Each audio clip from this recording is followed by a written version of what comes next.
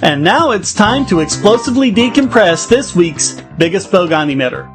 And once again, it goes to Federal Reserve Chairman Ben Bernanke, who thinks that he's got just the idea to turn this country around and get our economy going again. Earlier today, the Federal Open Market Committee approved new measures to support the recovery and employment growth. New measures, huh? I can't wait to hear what he's come up with this time. The FOMC decided today on new actions, electing to expand its purchases of securities and extend its forward guidance regarding the federal funds rate. Oh no, this isn't going to be more quantitative easing, is it? Specifically, the committee decided to purchase additional agency mortgage-backed securities, or MBS, at a pace of $40 billion per month. What?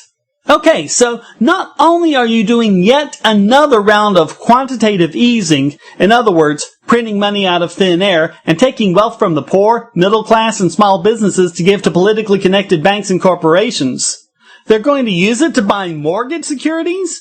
Was he not paying any attention to the last 10 years? The housing bubble got us into this mess to begin with.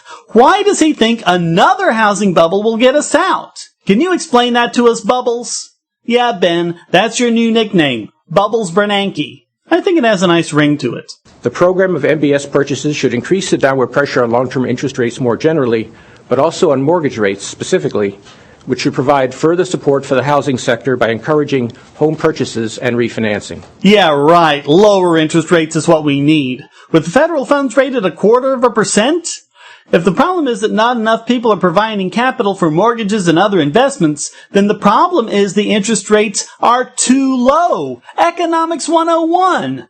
With a personal savings rate still under 5%, and investment being the only component of GDP that hasn't risen above its pre-crisis levels, why does he think pushing the interest rates down anymore will do anything other than extend the current crisis? Especially since it didn't work the last 2 times he tried it. In particular, the committee today kept the target range for the federal funds rate at 0 to 1/4% and stated that it anticipates that exceptionally low levels for the federal funds rate are likely to be warranted at least through mid-2015. Yeah, because that's just been a huge success, hasn't it? Look, here's the reality of the situation. The so-called liquidity trap that we're in is because these rates are too low. Think about it. You're a bank. You can borrow money at 0.25%. Long-term treasury bond rates are around 5%. So you borrow money at 0.25%, turn around and buy treasury bonds at 5%, and make a guaranteed 4.75% without having to do anything. You don't even have to take any risk. The taxpayers cover it. How do you get in on this scam? My colleagues and I are very much aware that holders of interest-bearing assets, such as certificates of deposit, are receiving very low returns. But low interest rates also support the value of many other assets that Americans own, such as homes and businesses, large and small. Yeah, and that's a problem too. Have you not looked at all the for sale signs there are out there that have been on houses for years? The fact that there was a housing bubble means that too many houses were built at too high a price. In order to achieve market clearing, in other words, in order to get these assets sold and put to good use, the price has to go down. Supporting the value really just means keeping the price up, and as long as prices are up, these homes won't get sold. We won't have market clearing, and the housing sector won't recover the way Bubbles wants. Again, basic Econ 101. It's also the core principle of real business cycle theory, the theory of the business cycle favored by neoclassical economists as well as monetarists. And Bubbles is a monetarist. Has he forgotten basically every aspect of his own economic theory? Maybe someone should test him for selective amnesia. John Maynard Keynes said that markets don't clear when prices are sticky. Since Bubbles seems to be a big fan of Keynes, why doesn't he listen to him? If the problem is sticky prices, then why is he so insistent on holding housing prices where they are? Whether you're Keynesian or classical school or whatever, across all of economics, it's understood that for markets to clear, the price has to be set at equilibrium, which means that it must be flexible, allowed to fluctuate in order to seek this level. And oversupply means that the price must be free to go down in order to achieve market clearing. And that is exactly what Bubbles wants to prevent. Let's say you're sick, and Dr. Bernanke prescribes not medicine, but small amounts of poison. You get worse. So he prescribes a second round of poison. You don't get worse because your body's adapting to the poison, but you fail to get better. So now he says you need a third round of poison. All he has to do is keep this up until A, your body becomes completely tolerant of the poison, and B, your illness heals on its own. Probably a lot longer than it would have taken if you hadn't been taking poison. At which point Dr. Bubbles says, "See, my medicine worked." Really, would any of us accept this kind of behavior or argumentation from a homeopath or a faith healer? Bernanke is no better. Bubbles essentially says that creating new money will get us out of the crisis. Actually, when pressed under media questioning, he acknowledged that it won't actually cure the economy, but nudge it in the right direction. I personally don't think that it's a panacea. I personally don't think that it's going to solve the problem, but I do think it has enough force to help nudge the economy in the right direction. But he's already created twice as much new money in the last 4 years as all the previous Fed chairs combined. That's not a nudge, that's a full-on kick in the butt. If what Bubbles says were true, wouldn't we be out of this mess now? Long before now? Albert Einstein reputedly said, "Insanity is doing the same thing and expecting different results." If this is true, then just how crazy is our Fed chairman? Crazy enough to stop the economy from recovering? Crazy enough to send us spiraling further downward? Certainly crazy enough to make Ben Bubbles Bernanke this week's biggest Bogon emitter.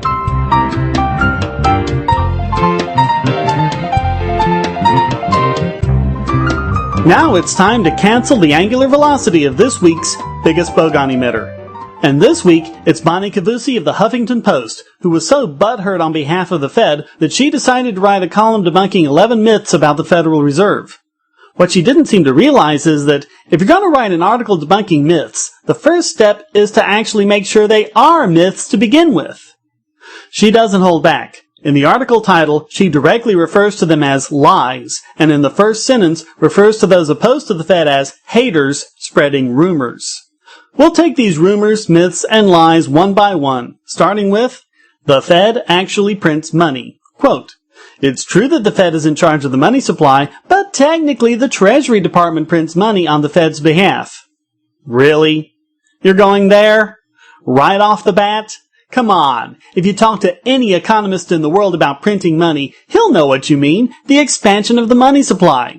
The word printing has simply become a euphemism for this, whether it's done literally by printing new bills or by changing numbers in a computer. Printing money refers to the creation of new money in the economy without it being backed by a commodity. Does she really think that all these economists and bankers and pundits think that every single new dollar is actually printed on paper? This is ridiculous. We also use the phrase, create money out of thin air. That doesn't mean we think Bernanke is Jamie Ian Swiss. Oh, and if you want to get picky, which apparently she does, the money is actually printed by the Bureau of Engraving and Printing. So she can't even get a fake correction right. Next myth. The Federal Reserve is spending money wastefully. Quote, "The Federal Reserve actually has created new money by expanding its balance sheet. The Fed earned $77.4 billion in profit last year, most of which it gave to the U.S. government." Yeah, it's not spending money, it's creating money. Yeah, that's totally different. Most economists regard this as an informal tax. With an actual tax, money is taken from people by the government and put into the Treasury, there to be spent on the politicians' pet boondoggles. But with money creation, real value is taken from everyone's bank account. Even though the nominal amount of dollars doesn't drop, the value of those dollars do, because you now have more money chasing the same amount of goods and services in the economy. Econ 101. And really, why brag about the Fed turning a profit? If I could legally print my own money, I'd always be turning quite a tidy profit too. I'm $100 in the hole? No problem, I'll just print $200 and I'm in the black again. And the last bit about the Fed giving its profits to the U.S. government is a non-point. The Fed is required by law to do so. They keep enough of the profits for their operating budget and the rest goes into the Treasury. We still have 9 to go. What are the chances she'll get one right? Myth number 3. The Fed is causing hyperinflation. Quote, "But inflation is actually at historically low levels, and there is no sign that is going to change. Core prices have risen just 1.4% over the past year, according to the Labor Department, below the Federal Reserve's target of 2%. We'll start with the myth itself. The Fed is causing hyperinflation? Who even says this? This is a complete straw man.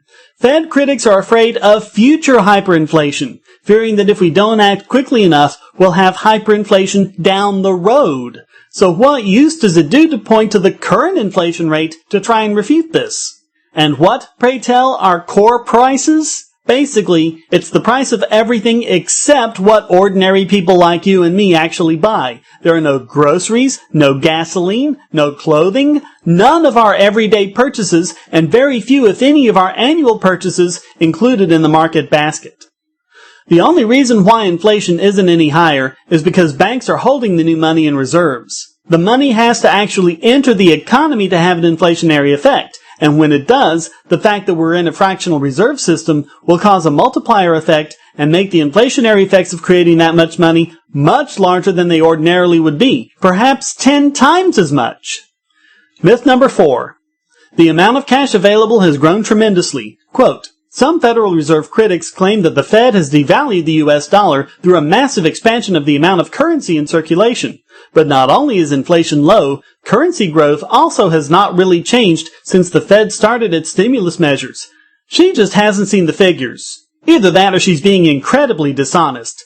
Currency growth isn't the same as monetary growth. Even if we just stick with M1, the basic count of money in the economy, it's increased dramatically since Obama took office, from 1.57 trillion in February 2009 to 2.36 trillion at the end of September 2012, an increase of 50.3%.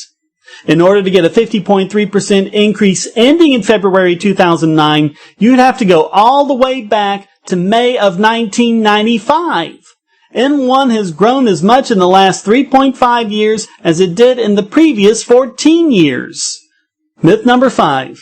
The gold standard would make prices more stable. Quote, Representative Ron Paul has claimed that bringing back the gold standard would make prices more stable, but prices actually were much less stable under the gold standard than they are today. This is just laughably untrue. The source she points to for support only mentions one brief period in the 20th century after FDR made it illegal for people to hoard gold, in other words, to actually trade it for money, except in very small amounts. To look at the period before the Fed, we can look at the book Money, Whence It Came, Where It Went by John Kenneth Galbraith, no fan of the gold standard by any measure. Yet he writes on page 2, quote, in the last century, that's the 19th century, in the industrial countries, there was much uncertainty as to whether a man could get money, but very little as to what it would do for him once he had it. In this century, that's the 20th century, the problem of getting money, though it remains considerable, has diminished.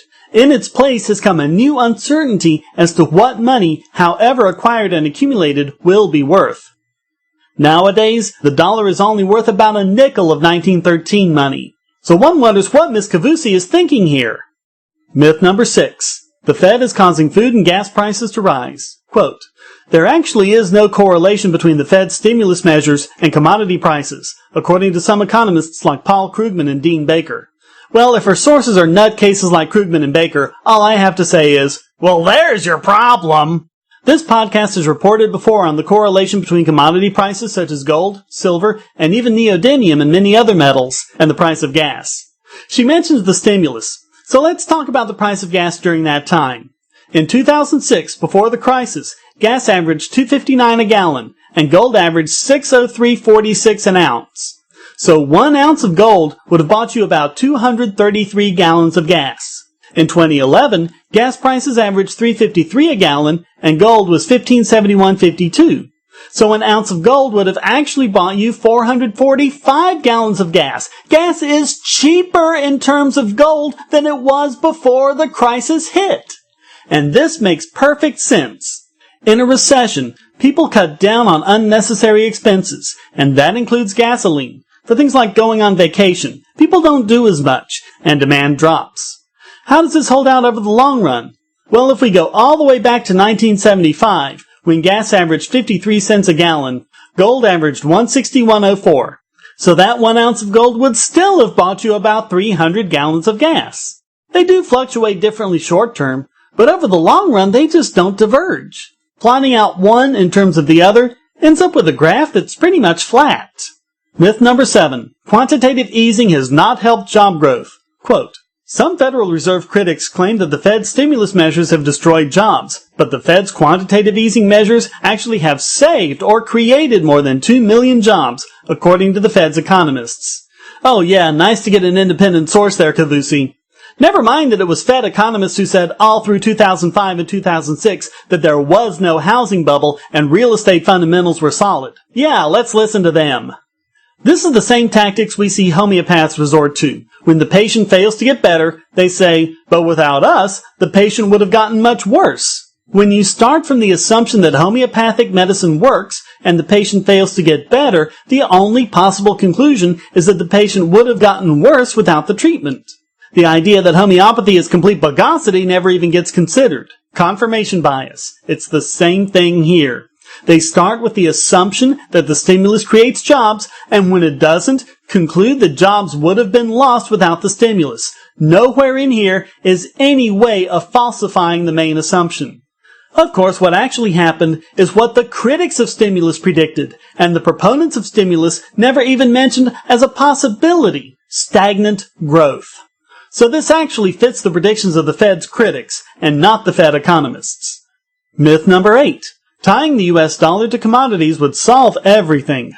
Who says it would solve everything? Are there people saying a gold standard would stop global warming or an asteroid strike or drownings?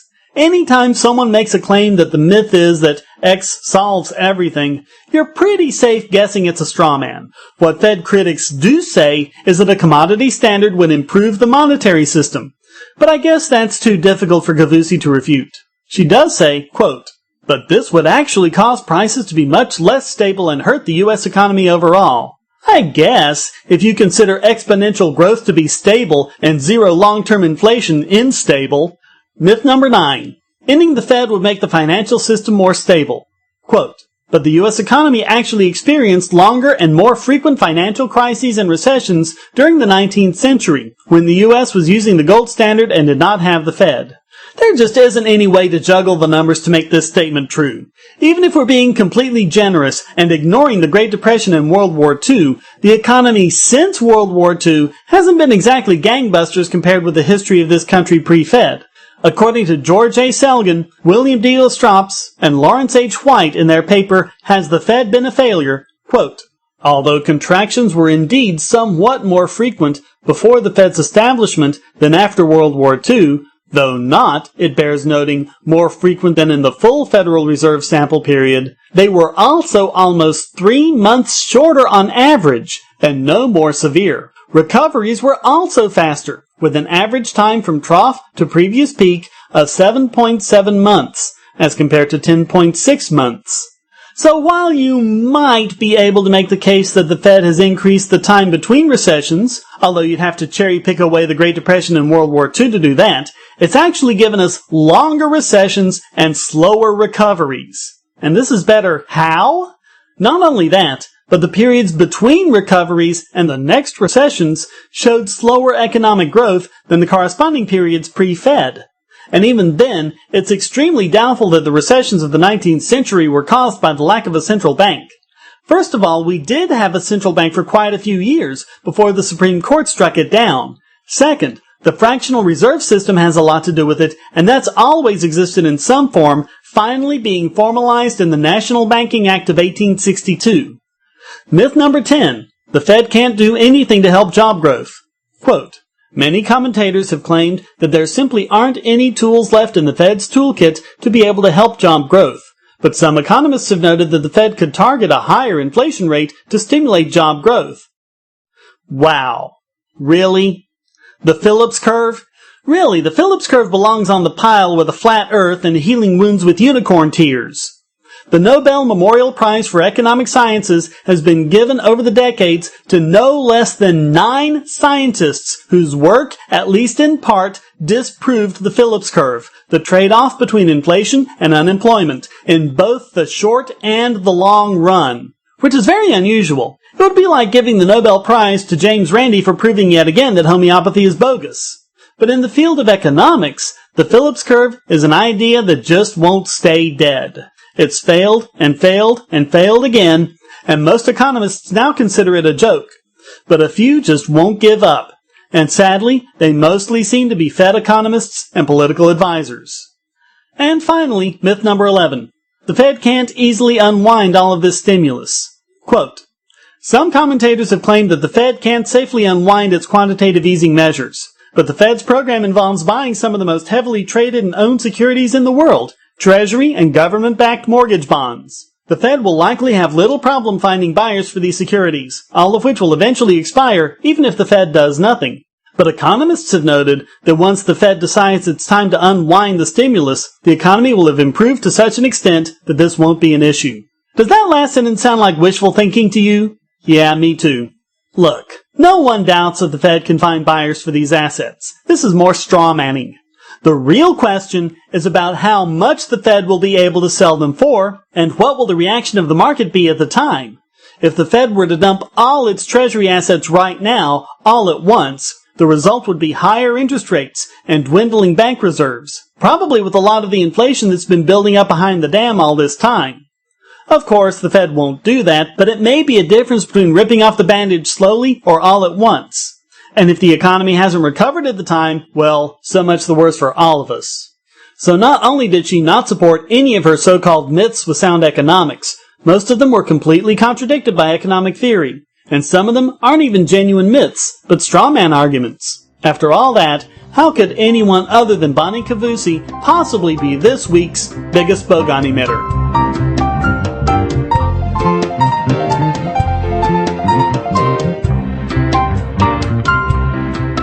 And now it's time to announce who gets the mark of shame that comes with the name Biggest Bogon Emitter. The economy seems to have taken yet another hit as consumer confidence falls. According to the Associated Press, the Consumer Confidence Index has fallen to 63.4. 90 indicates a healthy economy. The biggest reason? Inflation, combined with low expectations of income increases. Consumers know all too well, intuitively if not intellectually, that inflation is making the price of everything they buy higher, and that if income does increase in response, it won't do so until much later. That's Economics 101. And they're right. According to CNBC, the cost of living is at a record high, which is funny since the Federal Reserve is still insisting that there's no inflation. Why is the Fed's analysis so much at odds with what the people know? Because the Fed have excluded almost everything that people actually buy from their inflation index, such as the cost of food. William Dudley, president of the New York Fed, said that there was no inflation because you can buy an iPad 2 for the same price as an iPad 1 3 years ago.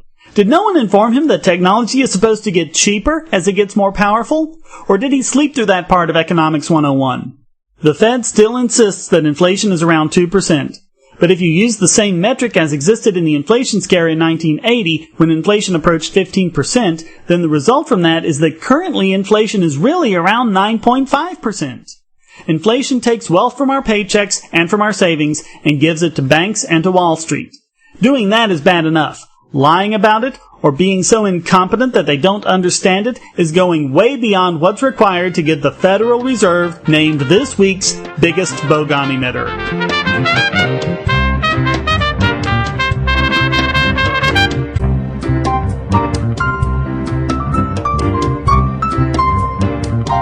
And now it's time to redistribute the wealth of this week's Idiot Extraordinaire!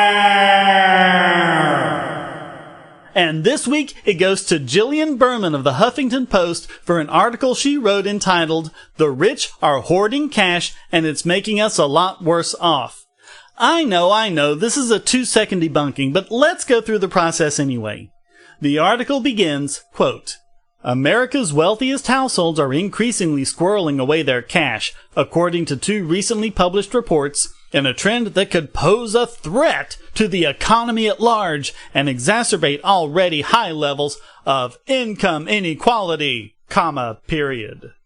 Okay, stray punctuation notwithstanding, let's look into this train wreck of an opening sentence/paragraph. We'll go in reverse. Income inequality is pretty much a joke as metrics go. These people would have us believe that poor people who have refrigerators, rarely if ever miss meals, and have over 500 square feet of living space per person are worse off than starving people in third world countries just because the rich have even more than they do. Sorry, but you're not better off if everyone lives in squalor. This is nothing more than elitism and fostering of bogus class warfare. Second, there's really only one thing that has ever been shown to be a threat to the economy at large: government. There really isn't much that individuals acting on their own can do, no matter how rich they are, that won't be countered by economic effects elsewhere. But the biggest bogosity comes in the very first claim. They're squirreling away their cash. Hello? That's called investing? Anything that isn't spent or taken in taxes is invested. That's Macro 101. So that makes this claim sound a little strange. Quote, America's top 1% saved their money at a rate of 37% last quarter, according to a recent survey from American Express Publishing and the Harrison Group, highlighted by CNBC, which is more than triple their savings rate in 2007. In addition, a Bank of America study, gotta love who's doing these studies, right, found that more than half of millionaires have a substantial amount of cash on hand, and of that group, about 60% said they didn't plan to invest it in the next 2 years. Think about that last part. They saved the money, but didn't plan to invest it. So obviously it's their fault the money isn't being invested. But wait, they're just saying they aren't going to invest the money themselves. But what do you think happens to savings when you put it into the bank? Isn't the bank supposed to invest that? And isn't that investment just as valid as if the depositor had invested the money himself? Quote, the findings indicate that even while America's wealthiest households are taking home a larger share than ever of the income pie, they're doing little to put that money to productive use in the economy, experts say. One possible solution? Wait for it! Raising taxes on the rich. You knew it was coming, didn't you? If those selfish, greedy rich people won't spend their own money, then the good and generous government should take it and do it for them. Okay, so yeah, this article is pretty much full of the bogosity we always see whenever some economically ignorant pundit tries to get up on her high horse and push her own agenda. But in the process, she put her finger on the nub of the problem, and it isn't the wealthy people putting money in banks. Banks are supposed to be putting that 37% to productive use by investing it. So why aren't they? There are two main reasons. On October 1st, 2008, the Emergency Economic Stabilization Act of 2008 went into effect, courtesy of George W. Bush and the Democratic Congress. One of its provisions authorized the Federal Reserve to pay interest to banks on money they held in reserve. According to the Federal Reserve's Board of Governors, quote, the interest rate paid on balances maintained to satisfy reserve balance requirements is determined by the board and is intended to eliminate effectively the implicit tax that reserve requirements used to impose on depository institutions. The interest rate paid on excess balances is also determined by the board and gives the Federal Reserve an additional tool for the conduct of monetary policy. What does that mean?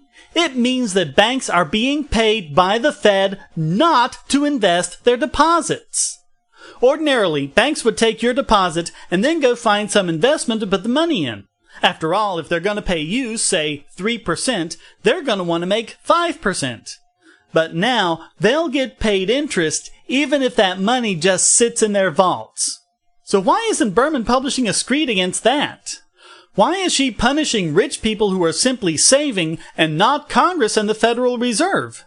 Banks are being paid not to invest. Does she really not think that's a problem? Or is she such a horrible researcher that she doesn't even know about it? The other reason has to do with Bernanke's insistence on keeping interest rates low. The rate at which banks can loan money from the Fed is the funds rate, which is currently at 0.25% and has been since 2008. Interest on long-term Treasury bonds is about 3.8% and has basically been between 2.5 and 5% for that same period of time. Now, think about this. You're a bank. You can borrow money from the Fed at the funds rate and then turn around and buy bonds from the Treasury and make over 2% interest without actually doing anything.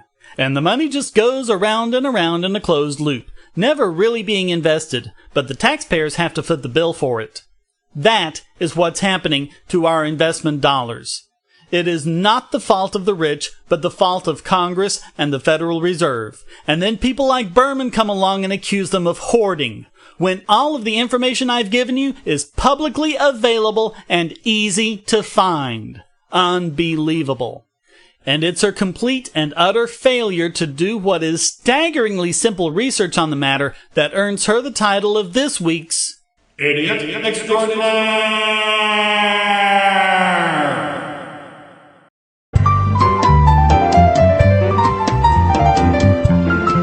And now it's time to sequester this week's Idiot Extraordinaire.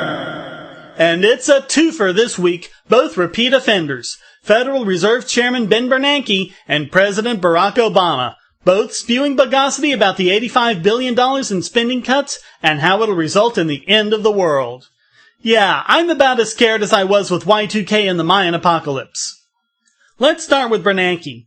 He warned Congress that the automatic spending cuts, which triggered this past Friday, would slow the economic recovery. Hey, Benny, you can't slow something that's ground to a halt.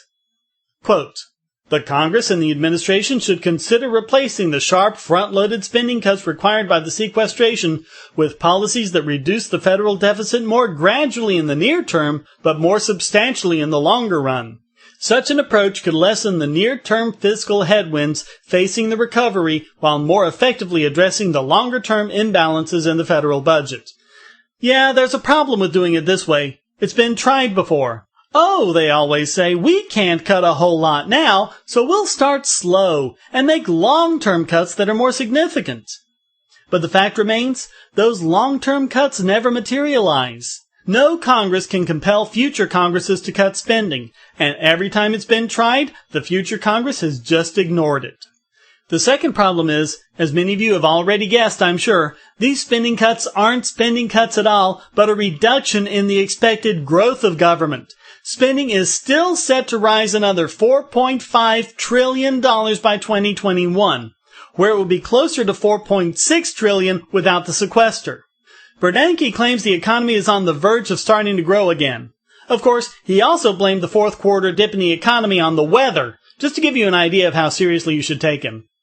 By the way, just by coincidence, $85 billion is the same amount of bonds the Fed is going to buy to try and grow the economy every month.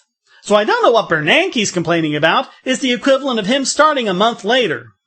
As for Obama, he was in full-on Chicken Little mode as he delivered a tale of doom and gloom that would have impressed Nostradamus. And that's why it's so troubling that just 10 days from now, Congress might allow a series of automatic, severe budget cuts to take place. Won't help the economy, won't create jobs, will visit hardship on a whole lot of people. It will jeopardize our military readiness. It will eviscerate job-creating investments in education and energy and medical research. Emergency responders will be degraded. Border Patrol agents will see their hours reduced. FBI agents will be furloughed. Federal prosecutors will have to close cases and let criminals go. Air traffic controllers and airport security will see cutbacks. More delays at airports across the country. Thousands of teachers and educators will be laid off. Tens of thousands of parents will have to scramble to find childcare for their kids. Hundreds of thousands of Americans will lose access to primary care. These cuts are not smart. They are not fair. They will hurt our economy. They will add hundreds of thousands of Americans to the unemployment rolls. This is not an abstraction. People will lose their jobs. All he needs to do now is put it in rhyming quatrains. He claimed there would be deep gouges in schools, defense spending, healthcare, law enforcement, social services, thousands of teachers laid off, hundreds of thousands of Americans lose primary care, long waits at airports, criminals out on the streets, dogs and cats living together, mass hysteria. This over the budget being just 2% less than what it was projected to grow to. Oh, and this is a complete about-face from just 4 months ago. Already, some in Congress are trying to undo these automatic spending cuts. My message to them is simple. No, I will veto any effort to get rid of those automatic spending cuts to domestic and defense spending. There will be no easy off-ramps on this one. Is it any wonder we can't see any real change in Washington when a reduction in the rate of growth that barely shows up on a chart gets this reaction from the powers that be? Folks, we could balance the budget right now, and we'd only have to roll everything back to 2005 levels of spending. All we need is people with the political will to do so. Oh, and by the way, Obama signed the sequester into law on Friday. Maybe he's just thinking ahead. While we face another year of continuing unemployment and all sorts of other problems, Obama now has his scapegoat all ready. Why haven't his wonderful policies worked? Blame the sequester. Folks, the only way you could be an Obama supporter now is to be a complete unthinking Obamaton who thinks that Obama is greater than the Pope and farts rainbows. He has absolutely nothing to recommend himself, and he has proven it time and time again. Arguably, Obama and Bernanke are the two men with the biggest impact on how the federal government messes with the economy. And every decision they make is just as destructive to the economy and our lives as the last. The only thing more bogus than that is how many people just blindly go along with what they say. Obama and Bernanke are two of a kind, and it's the kind that just has to be this week's Idiot Extraordinaire!